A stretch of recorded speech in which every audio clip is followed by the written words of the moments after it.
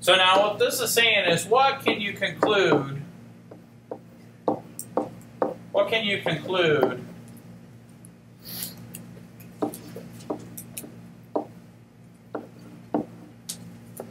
from the drawing alone? What can you conclude from the drawing alone?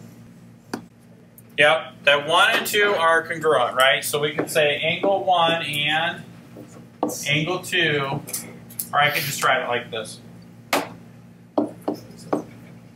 Angle 1 and angle 2 are congruent. Okay? Now, it may be difficult to see, but I will tell you that this is a straight line and this is a straight line. So now what does that tell you? 3 and 5 are vertical angles. Angle 3 and 5 are vertical angles.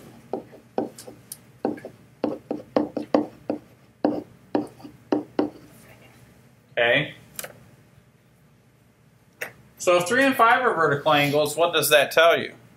Yeah. So I don't know if I stated this, but you are correct in the assumption. Did I state that earlier?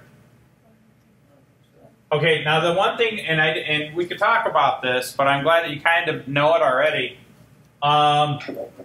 Vertical angles are congruent. So angle 4 is congruent to angle 2. And we'll prove that later. And angle 1 is congruent to angle 3. And that's a proof that we'll do in a little bit.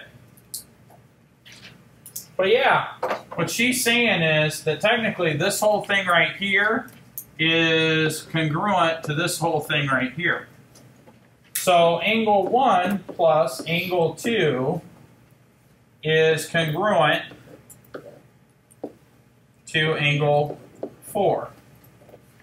Does that make sense? Yes. Okay.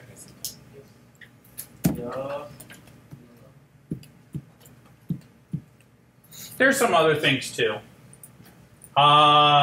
Angle 5 and angle 4 should be supplementary.